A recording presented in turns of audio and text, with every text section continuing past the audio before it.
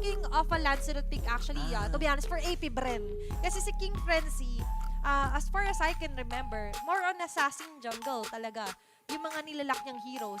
And it's interesting to see na yung back siya na naman, makikita natin parang kanina. Oo, sasagasaan nila. Okay, so, it's a team fight heavy composition para sa side ng AP Brian Hornets. Kung iisipin mo, meron kang X-board, meron kang back na nahaharap. Yung Grok, if ever, kung gusto lang yan mag-wild charge para mapigilan yung Farsa and possibly the Claude.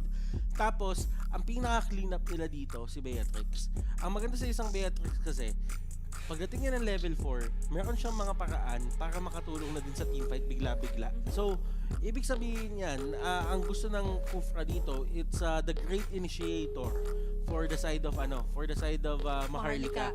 Ang gusto nilang mangyari is mauna lagi etong si Kufra. Kasi once na nakakatalon si Kufra, once na nahuhuli yung mga members dito ng side ng AP Brian Hornets, hindi na nila kailangan mag-isip masyado at go na lang sila sa kill. Kasi as long as hindi nakakagawa ng formation yung AP Brian Hornets, hindi rin sila magiging as effective pagdating dun sa mga teamfight. Kaya ang gusto nila, biglain ang teamfight para walang formation na mabuo. And this time around, they have that plan in mind. Pero ang problema, magiging tanong paano nga ba na i-execute yan as we head on to our final series for tonight. Nakita naman natin on our screens na Maharlika Esports, they need to interrupt the formation dito ng mga Hornets from AP Bren. But this time around for AP Bren naman, they need to watch out naman, di ba? Sa mga possible pick-offs dito na Maharlika Esports. You mentioned na kailangan mauna rin kasi si Migs. Pero paano nga ba siya mauuna? He needs to make sure na each and every bush din, kailangan niya i-check. Lalo na't meron kasing Soler na pwedeng gumaya sa kanya. At nakikita natin dito, sila Migs, sila Mingwin. Ang ginagawa nila, pinapababa nila yung buhay dito ni Yobabs para hindi siya makatapat kay Seiji. At if ever naman na lumapit siya, ay kaya siyang pababain ng buhay para mapauwi na mismo yung tank. So, ibig sabihin dito, ang gusto lang talaga dito i-set up ng Maharlika dun sa mga panahon na yon is yung freedom na hinihingi ni Brigida sa kanila nung keys to victory. Emphasize on freedom, di ba? Freedom, di ba? Kasi gusto lang nila na 1v1 lang yung mga lanes. Yeah. And sa totoo lang, sa ML ngayon, kahit mapa-RG ka, mapa-MDL, may makaramdam din ako na kahit sa MPL, parang laging may emphasis ang dalaw ka dito sa lane na to. Kung anumang lane yon, XP lane man, gold lane man, hindi natin alam, pero there is always an emphasis depending on the draft na gagawin nila. And nakikita naman natin na sinasamaan talaga yung Beatrix. And Lahag Luna, di ba? Formation. Balik ulit tayo sa formation, di ba? The formation that AP Bren was trying to create. Maharlika Esports naman, ng strength naman nila, pag hiwa-hiwalay natin, pag buklod-buklodin muna natin sila. Kasi once na magsama-sama yan, automatic, they know na mag-go onto a kill. So what we can do is just try to delay things up for them. Tapos, maaari natin masabi din na reliant din kasi sila sa magiging initiation din talaga dito ni Migs with his Kufra. And what will happen kung sakali mag-fail yun? Hindi sila masyado magkakaroon ng magagandang plays. Yes, merong feathered airstrike. You also have the Claude. Pero ang problema dito is that kaya kasing umalis dun sa area. Diba? Pero ito lang din kasi Athena yung tinitignan ko dito. Ideal thinking kasi na papasok si Kufra, may mahuhuli siya, tapos hindi na hindi na makakagawa ng formation yung side ng AP Brian Hornets. Ang problema, paano kapag hindi tumama bigla? Yun na. So, dun tayo mag-emphasize, di ba? Pagka hindi nakahuli dito ang Kufra, ang ibig sabihin lang is open na yung AP Brian Hornets, nasagasaan siya papunta doon sa mga kakampi niya. So, ibig sabihin dito, kailangan talaga, ang laki ng responsibility. Medyo mabigat sa Ang laki ng isang balikat responsibility ni Migs. Alam mo yun, parang ang laki ng responsibility ni Migs na magkaroon siya ng isang magandang initiation dito. Kasi pag hindi, it could cost them a clash or two. Kasi, kumbaga, lalo na that's sa Kufra that we're talking about, sinabi mo nga, paano kung hindi connect? Yun lagi yung biggest question, that's the biggest threat. And paano nga ba nila, kahit pa paano ma-alleviate yung tension, yung pressure na yun? Saan papasok iba? Sa XP lane? Siya. Ayan na, nakikita natin na napauwi si Yobabs at habang nangyari yon, nung wala nang kasama dito si Ryan, talagang tumambay na rin dito si Mix. So, ibig sabihin, si King Frenzy, mapipilitan na din siya. Well, actually, hindi naman siya mapipilitan kasi gusto niya din yan na nakakapag-clear siya ng kanyang mga jungle monsters. Then again, si Sharp ay nandito rin sa may area na to. Susubukan niyang kunin tong crab at hindi naging successful si Granzu sa pag-poke nung crab na yon. At ngayon na, pinupuruhan din naman dito ng AP Bren Hornet si Migs. Sabi nila, sige, reliant pala kayo kay Migs. So why not try to delay Migs? Kasi so far, di ba? Nakita rin naman natin, inilalayo siya sa lane, but Migs on the other hand is the walking CCTV kasi for Maharlika Esports. At ang AP Bren, ang gagawin ko, manggulo lang ng manggulo, lalo't confident sila na pagdating sa sustain, kaya nilang sumabay. So ngayon nakikita natin na si Kelvin tumatambay-tambay lang din dito sa may turtle area. And ang gusto niya lang talaga gawin dito is agawin to. Kasi tatandaan natin yung Thorn Rose Retribution is malaking problema pa rin. Pero makukuha pa rin ito ni King Frenzy. At habang nangyayari yung lahat, ang daming mga ultimates na nagamit. But still, at the end of the day, walang casualties at walang laban na matutuloy. And nakikita natin even Maharlika Esports, kahit nakita nila na secure, meron man nabawasan kahit pa paano yung Frederick or second Penguin, but they don't want to risk the chance na makalamang pa ng sobra dito yung AP Bren. Pero AP Bren, Hornet, has other plans in mind. There's a rotation here on the bottom side. Seiji nag-iisa, makakasalubong ni Migs. Pero still, wala pa siyang level 4 eh. Wala pang ulti. Alam mo, talagang nakikita ko pa dito is hindi talaga gumagalaw masyado yung XP lane natin. Sa taas, it's a 1v1 lane habang dito sa baba sila yung mga gold laners yung nagkakaroon ng responsibility na makilaban doon sa sa opposing team. So ngayon nahuli nila dito si Kelvin pero naipit naman sila sa gitna ng isang magandang faded airstrike. At si Soler ay kumuha din ng sarili niya at actually nag-faded airstrike sila sa isa't isa. Pero maganda rin yung ginawa doon ni Kelvin na. Kaso nga lang, hindi pa sapat yung damage nila. But for AP Bren Hornets, looking at this one, the 3 minutes, may 1k gold win.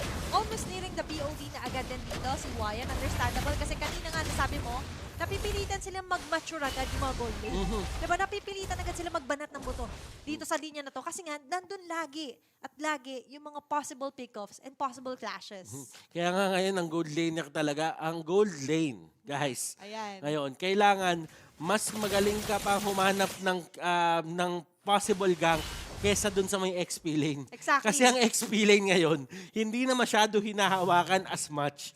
Ginagawa lang yon kapag gusto mong umanswer ng turtle or gusto mong umanswer ng ibang tore. Parang gusto mo makipag-trade kahit papano. Hindi na katulad dati na pagsabi ng Gold League na mamaya pa yung action. Oo, Dito, ngayon, kahit sa mid-part ng action game, agad. kailangan meron na agad. Lagi sila nakaposition din from the back. Kahit pa paano, di ba, yung pakonti-konti ng mga bullets na ibabaton nila, sobrang laking bagay na, especially for Beatrix, na-mention nga natin yung interchange niya pagdating sa kanya mga bala ng barrel. Pero another one has been spotted here. At nakikita natin si King Frenzy, nakuha niya na naman. Hindi talaga siya napipigilan ng Retribution at Thorn Rose. Granzu, nasa kita na lahat. Appraiser's Wrath, wala masyadong tatamaan. Kaya hindi siya makakapag-sustain. And first blood goes to the side of APBH. And nakasagot din naman agad-agad dito yung side ng Maharlika. Hindi pwedeng kami lang yung mawalan. Dapat kayo din. At Kelvin, nakuha niya ang kanyang purple buff. Grabe no, hindi sila tinantanan din doon ng Maharlika Esports. Sabi niya, may Sharp pa dito na nakaabang. And nabanggit kanina ni Butters din, di ba, na mostly makikita talaga natin yung action sa mga XP laner kapag meron kang gustong i-contest na turtle. Pero medyo napalalim for yung naging posisyon doon ni Sharp. Although they managed to take the turtle plus a first blood going to Soler. And so far, maganda rin naman yung performance at yung laging timing ng gaya niya. Tingnan mo, Athena, yung lanes ng XP tsaka gold, nag-interchange agad. Ang bilis So, na. nagpalit sila. So, both teams have the same idea in mind. Natawa nga din ako nung nakita ko nung nagka-clash. Saan yung Claude tsaka yung Lumipat Beatrix? agad. Lumipat sila ng sabay. So, ibig sabihin, may magkamuka yung strategy na ginawa dito ng dalawang team na ito. And even Wyan, napansin ko, di ba, ang in-expect natin, we have explained na kadalasan yung Golden sumasama na agad sa early clashes. Sila, iniwasan nila. Parang ang nagiging call doon ng AB Bren and Maharlika, habang busy kami mag-turtle, try yung pumitas, mag-shove ng lane. Alam mo, yung dalawang gold laner natin, umiwas na ng gulo. Yung gulo, papunta pa rin sa kanila. Gulo nang lumalapit. Gulo na ang lumalapit sa inyo. Yung dalawa dun sa baba, nagmukhang 1v1 lane sila, pero that will change in a matter of seconds dahil paakyat na ulit or pa-respawn na ulit yung turtle. Ngayon na, nagbabadya na namang panganib Butters. Kakasabi lang natin. Sige, away. Hindi tinatanda na.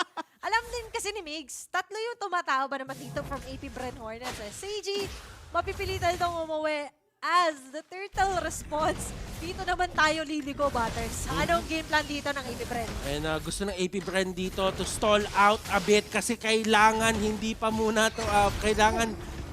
masyado tumumba to kasi hindi pa sila nakapwesto at dahil doon nakahanap si Kelvin ng butas para makuha yung turtle kahit papano. Migs gumamit ng flicker para mahuli si Soler pero kanina pa nakakataka si Soler sa kamay ni Migs. Grabe na naman yung taunt. Or pwede natin sabihin yung terrify na nagagawa rin naman dito ni Soler. Sobrang maximize ito. And as well as, mapapansin kasi natin dito na yung flicker niya hindi basta-basta nababete ng Maharlika Esports. And it's really important din maorasan nila each and every second dito sa laban na ito. For AP Bren naman ngayon, mapapansin natin, parehong marksman natin hindi rin naman masyado nagkakalayo in terms of gold. That's around hundreds in favor of Wyan na ngayon may Malefic Roar pa. Pero may kadikita naman yung labanan dito ni Soler tsaka ni Mingwin. Pero dito, dikit-dikit na rin. Ayaw talaga magpaawat sa labanan nitong dalawang team na ito. Kanina, ay hindi na nila pinatulog ang mga gold lane. Ngayon naman, XP lane naman ang pinupuntirya nitong mga to. So, nakikita natin na nagkakaroon ng pag-converge ng mga iba't ibang tao dito sa area na to sa baba. And it seems to me na somewhat gusto nilang mag-team fight pero hindi nila magawa kasi lahat sila nag-aabangan. Para silang kumakanta ng spaghetti. Bakit? Spaghetti pababa at pataas, lahat ng clash. Tama. Doon nagaganap. At laban lang ng laban. Walang basta-basta bumabawi. Kita mo naman. Uy, at si Grants dito, sinubukan gumamit ng Appraiser's Wrath, but still, hindi talaga niya mapihit yung kanyang skill. Migs tumalon, nahuli niya dito si King Frenzy, pero King Frenzy, hindi rin siya masyadong takot kasi napakakunat din netong hero niya, yung Baksha. Gusto ko lang sabihin na sa dinami-dami na nakita natin mga clash, 1-1 pa rin ang ating current kill score. Butters, at yung 1-1 pa yan, naganap pa yan ng around 3 to 4 minutes. Alam mo yung alam mo yung sa school, Yeah? yung awa mo nga sa tenga. Ang bahan. Awa mo nga sa tenga. Tapos, sige, susumo kita sa kuya ko. Ganon yung nangyayari kasi what? Ang daming mga ultimate na nababato. Ang daming ultimate na bigla-biglang lumalabas. Kaso ang problema, nasa 1-1 pa lang tayo dito. So parang nasa ambaan phase tayo, getting to know phase.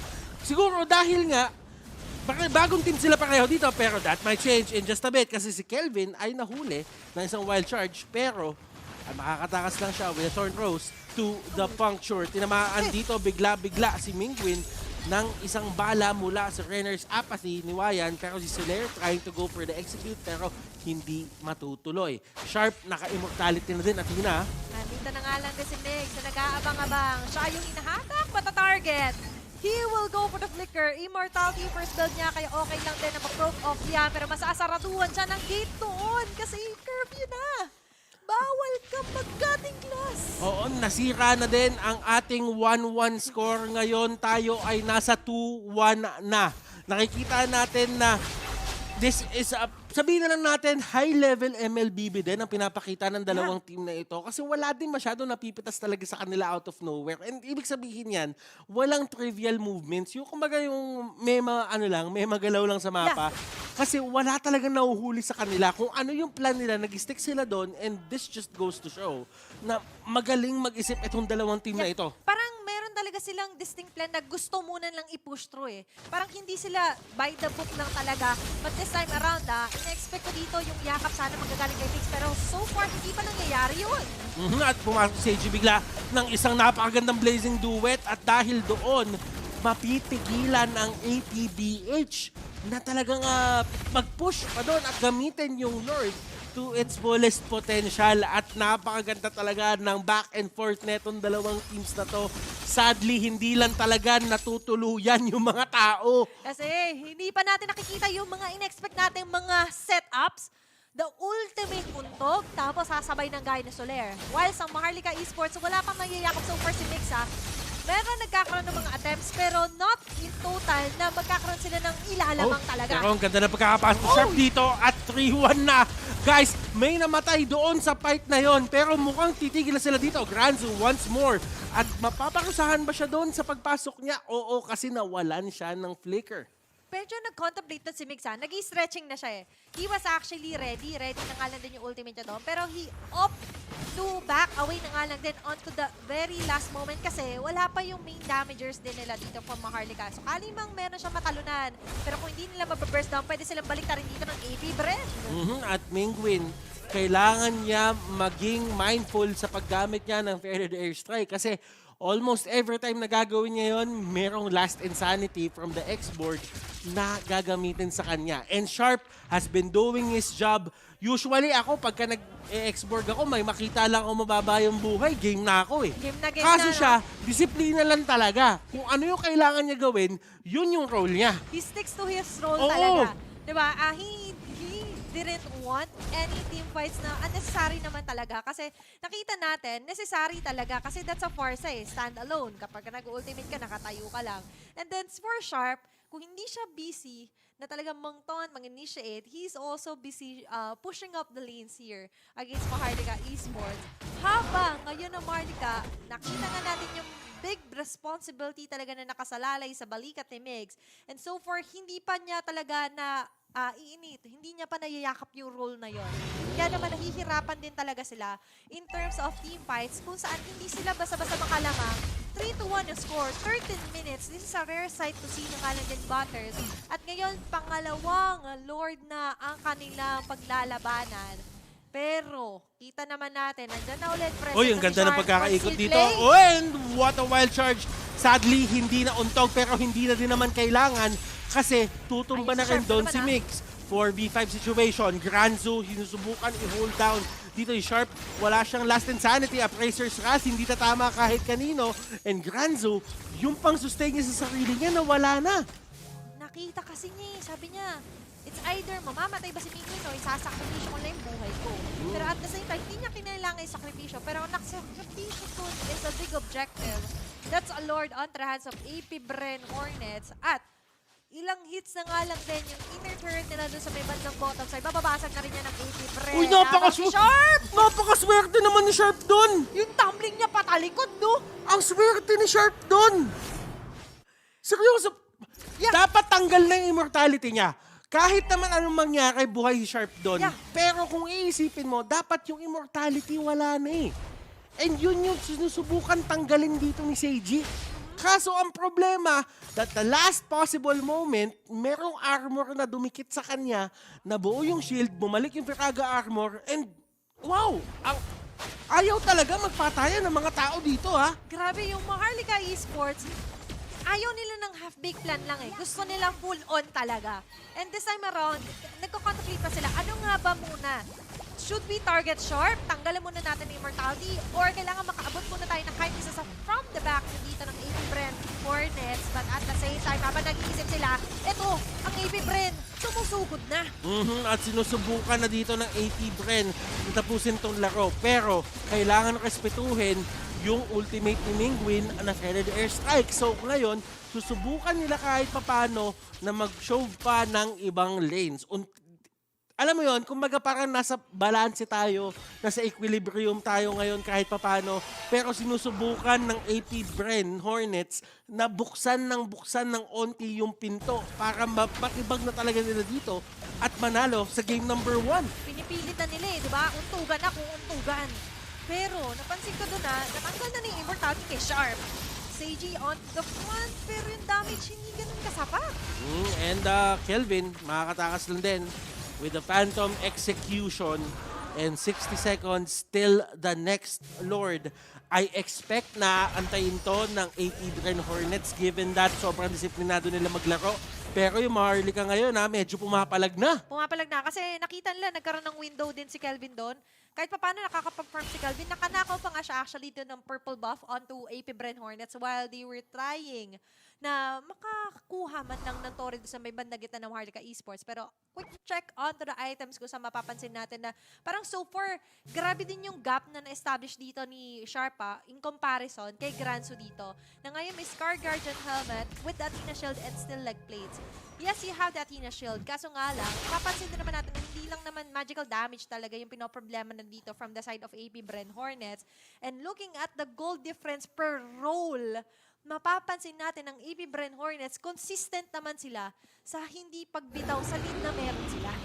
And the Lord is now up. Si King Frenzy dito at si Sharp, sinusubukan nila kahit papano na i-bait out yung mga kalaban. Kung titignan nyo, this is the same place na pinanggalingan kanina nung Grok, nung nahuli nila bigla-bigla si Migs. And they will try to do that same thing again with a concealed play. Pero habang nangyayari ito lahat, ay nakatingin din naman si Granzu and si Kelvin nandun naman sa upper left corner ng inyong mapa ngayon. Nakikita nyo siya, nandun siya sa may kanyang purple buff. And kung iisipin si Seiji, si Kelvin, 0-0-0. Wala pa silang masyadong naaalalay dito in terms of kills. Pero kailangan nilang mag-commit ngayon. Kalahati, almost 1/4 na ang buhay dito ng Lord. At kailangan nilang umalalay na doon sa kanilang mga kampe para kahit papano ay ma-ensure na hindi ito mapupunta sa side ng AP Bren Hornets. At parang wala nga silang balak na i-reset to kung sakali man. Baka si Seiji naman, kung ayaw niya i-reset, sige, pipilitin ko na mag-react kayo onto other lanes. Pero look at this Lord Dance. Ginagawa nga na AP Bren. Ako si Migs! Sabay na! And si Migs, kahit sabihin natin na nagkamali yung talon niya, nakapag-ultimate pa rin naman siya, tumba si Soler. First time nangyari yun. At nakikita niyo sila Yobabs, sila King Francis, sila Sharp. Wayan, kumpleto pa ang buhay niya, pero hindi siya makapalo kasi alam niya na kapag pumalo siya, siya ang puputok. For Maharlika Esports, parang puputok na yung pasensya doon ni Migs Di ba sabi niya, sige tatalon na ako, ready na ba kayo? Kahit na sabihin natin na medyo nag-miss out na nga lang din yung jump niya doon, pero the ultimate is still there. AP Bren Hornets on the other hand, dahil sa sobrang tagal na nga lang din nung pag-hold off nila doon sa Lord, medyo napasama pa to para sa lagay nila, especially na napita si Sharp plus si Soler. So Maharlika Esports knows na walang magka-counter go kung sakali maglatag dito si Mingwin ng kanyang Feathered Airstrike. And even the Curse of Crow nag-hit na rin ito onto this instant replay. And si Kelvin from the back, kita mo naman, ang dami niyang dinudge out doon na skills. He kept AP Bren Hornets busy while other members, inuunti silang baril-baril. Sila yung na-bait sa sariling trap na ginawa nila and dahil doon nakuha ng Maharlika etong Lord. Pero na-clear naman yung waves kahit papano and wala pa nga atang tutumbang isang torre dito para side ng AP Bren. Nakita naman natin, sabi ng Maharlika Esports, sige, pwede na muna yan sa ngayon. Kasi kung pininit pa nila or nilaliman pa nila na makuha tong base turret on the bottom side ng AP Bren Hornets, maaaring sila naman yung mahuli dito ni Yobabs plus King Frenzy. And makikita naman natin na kahit papano, na close off na ng Maharlika Esports yung gap kanina pagdating sa network. Even on the items, ngayon na nasa 19 minutes tayo, papunta sa 20-minute mark. Wala nang sapatos yung Klodo. Eto na, bentahan na ng sapatos. Palitan, buy and sell na nga lang din muna Wala na dito. din sapatos yung Pati. Farsa. Si Farsa, pati na rin si Beatrix Ay, well, may nagkakabentahan. sapatos pa pala, nandun lang sa second, sa Ay, second. Pero, second. paramdam ko may darating din sa point na mabibenta din to Pero hindi, kasi may dire hit May dire hit na blessing, yung kanyang arcane boots. Yeah. So, ibig sabihin, Hindi niya pwede ibenta. hindi niya pwede ibenta basta-basta yan. Kasi kung sa mga hindi nakakaalam, yung dire hit na yon, as long as may matatamaan siya, ma-amplify yung damage output niya. So talagang nakalagay na sa utak ng mga taong to or sa mga players na to na ganito yung gusto namin mangyari, gusto namin maka-burst down ng isang high priority target sa side ng AP Bren Hornets and lahat na talaga ginagawa na nila. Kumbaga all bases covered na to, Athena. Nakalatag na yung plano Kailangan na lang nilang magawa. Diba? At kailan nga ba yon? Especially at this round, na ito yung Lord. pang-apat na Lord na ito sa round na ito, Butters. But still, masasabi ko talaga na may kababaan pa rin yung kill score. That is 6-3 kill score. 21 minutes na tayo into the game time. Sobrang ingat pa rin dito ng AP Bren Hornets. Kahit nakakakita tayo ng 1-2 pick-offs, pero that's it. Hindi talaga sila nag-full on na overextended ng mga team fights or major team fights so far. Maharlika Esports on the other hand na naman, nag-aantay pa rin talaga sila for Mix to go for a miracle play, miracle yakap. And AP Bren Hornets is doing the same thing. Antay mo na lang yumakap si Meg, siya kasi lamang uuntog o siya ka na lang din pupunta dito si Sharp with his last insanity. Pero sa pagkakataon na ito na naman yung Lord Dance. Sino nga bang mahuhulog sa patibong na ito, Butters? That's the question. Napatunayan na ng Maharlika kanina na mas patient sila pagdating doon sa Lord Dance na yon at kaya nilang mag-collapse as long as puno pa yung buhay netong Lord. Pero sa totoo lang ngayon, merong away na nagaganap doon sa kabilang side ng mapa. Nag-aabulan na yung mga members dito na paggamit na ng Wind of Nature dito. Si Wayan, pero si King Frenzy at si Sharp ay hindi pa tapos. Gusto pa nila humabol. Nakita nila na wait lang, busy si Kelvin. Kunin mo na muna yung Lord Jan. Whilst pipilitin muna namin dito yung Maharlika na mag-push through sa kanilang mga ultimates. And at the same time, nag-push through din yung minion wave dito ng AP Bren Hornets. 2 base turrets na lang natitira for Maharlika, and that's on the mid and bottom side of their base. And nakita din kasi talaga ng side ng ATBH yung Lancelot na nandun sa may kabilang side. So, ibig sabihin dito, libre-libre sila kumuha. Ang ginawa na lang nila is si Soler, si Yobabs, pati si Wayan, pinapunta nila doon. Ngayon, pasag na yung kitang torre. Seiji, unti-unting bumabaril doon sa may Lord. Sinusubukan talaga nila tanggalin. Directly na yung Lord, pero si Transu dito mukhang tutumba. Immortality is there. Tingnan natin dito kung enough yung pagsabog dito ni Sharp. Hindi yun magiging sapat. At nakikita na si Seiji, lumabas na rin. Nahawakan siya dito ni King Frenzy at ni Sharp. Wayan tumatakbo. Hinahabol siya ni Kelvin at ni Megs. At nakikita nyo, buhay pa rin siya. Hindi namatay dito yung Beatrix. Tumumba na si Kelvin, King Frenzy, nagamit na yung Immortality. Kasama mo na si Sharp. Ranzu nandito din. Siya ay nakatakas kanina pero makakatakas kaya siya ulit. Inikot-ikutan na ni Sharp. The last insanity. Bigla sumabog. Appraiser Strati sa lang yung tinamaan. Soler still has the Immortality. Ang daming immortality dito sa larong to. Ang daming nangyari, pero nakita talaga natin yung highlight was a double kill for Soler. And this time around, sabi nila nire-reserva talaga namin yung energy para dito sa last clash na gustong i-attempt ng AP Bren Hornets laban dito sa Maharlika Esports na ngayon. Umaatake na nga dire-diretso. Nandito na nga natin yung abala ng barel ni Baby. Pinapakulan nila ng mga Oy, bata. napakaganda nun! Ng mga members ng AP Bren. Ang ganda sana na nagawa ni Migs. Nakuntian niya na yun, nastan niya na, kaso Seiji wala doon for the backup. And that means AP Bren Hornets secures that long game 1.